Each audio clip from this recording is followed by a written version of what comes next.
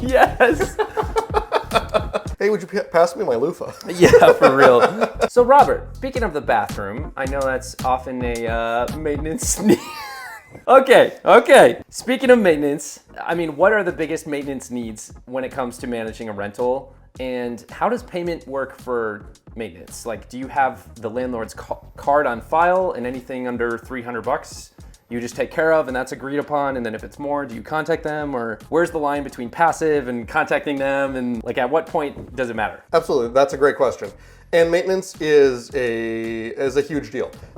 Having the maintenance either covered, managed, or just not being the one to field those calls is one of the number one reasons people choose professional management. For sure. And what that looks like varies a little bit, depending on the individual client's needs. Some management companies have their own maintenance team, their own maintenance staff. If your property is managed by them, everything's going to be taken care of in-house. Cool. We do it a little bit differently because we understand that some of our landlords, some of our investors, they either have maintenance people in place that they like to work with, yep, or they want us to be able to price shop around and find the best person to replace that toilet at the lowest cost to them. And so that's kind of how we structure things. That way we can find them the best deal and look out for their bottom line the best. That's super clutch, because it would not be cool if I'm a homeowner and maintenance is covered and taken care of, but at terrible rates. At $150 an hour, yeah. That's not ideal. So that's awesome you do that. So we do have on-call, techs who are available 24/7 for various things. And this is our company personally. Every company does it differently. But that's in our agreement up front, is we have those techs, and a lot of times they do charge a premium rate if they're coming out at 2 in the morning to fix a furnace. For sure. But at least our investors know that things are covered immediately. Our phones are on 24/7, and we're ready to take those calls. I answer phone calls and texts any time of the night. And I imagine.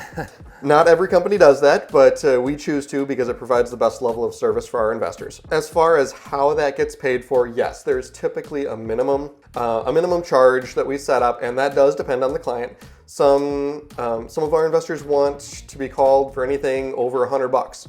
Some say, hey, if it's under $1,000, just take care of it and don't bother me with a phone call. So we're open to that. Customized to the landlord. Cool. Absolutely. Yeah, that's absolutely. Great. And so that's how we structure it, and that's worked really, really well for us over the years. Awesome.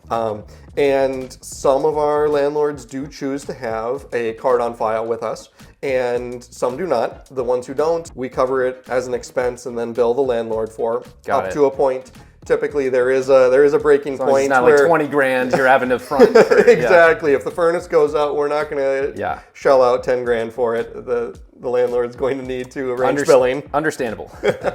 Yes, but typically there is an amount there in play, and it tends to work out really well because everybody knows in advance what to expect, and nobody's surprised by anything. Awesome. And what would you say is the most common maintenance issue that comes up that investors should be aware of that they're going to have to front?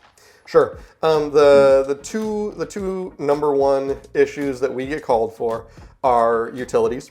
Hot water heaters going out, the furnace turns off, which as often as not is something as simple as a furnace filter that didn't get changed on time. Yeah. It's oftentimes simple, but utilities and then plumbing issues, whether that's a leaking faucet, whether it's a running toilet.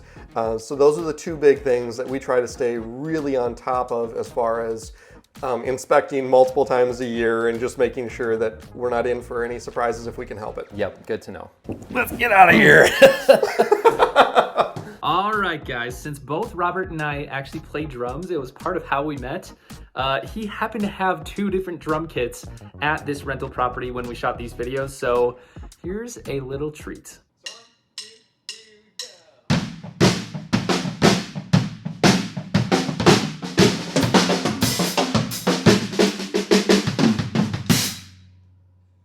Hey, thanks for joining us. Robert Stye, Abide Realty.